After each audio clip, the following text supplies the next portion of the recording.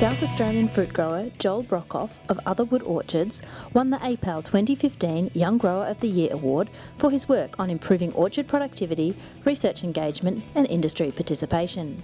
We met Joel at his orchard in the Adelaide Hills to find out more about his new Rockit apple block, and we started out by asking him why did he choose the club variety Rockit. A club variety has got that appeal of being a managed volume. As well as seeing the marketing strategy that's been laid out for Rockit. I think Jazz has gone really well, but I think the Rockit marketing, it makes us feel pretty confident that it's going to be managed well, that there's going to be demand in excess of the volume. That's certainly our hope, and it's certainly what it's looking like at the moment. And it's giving us the ability to see optimism in the future, that we've got, hopefully, a profitable orchard business based on varieties that don't lose their value like some of our commodity varieties have. And Joel is hopeful that he will generate good volumes and yields once the trees start producing. That's a new variety to us.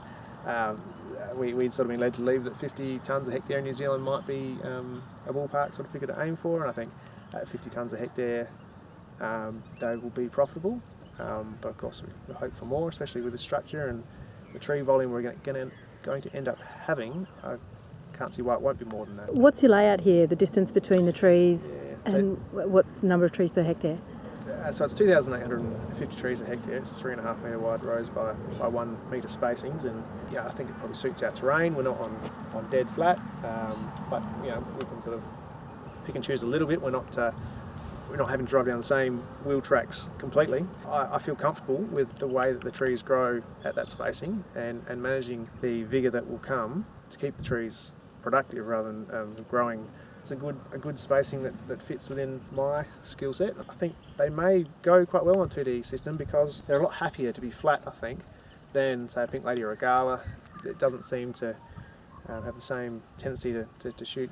When we come to tie them down, I think we'll be tying them as referred to as Fuji flat. So they're not going to be steeply tied down at a 45 like Pink Lady or Gala would be. It's going to be a flatter angle because the branches are going to hang pretty easily.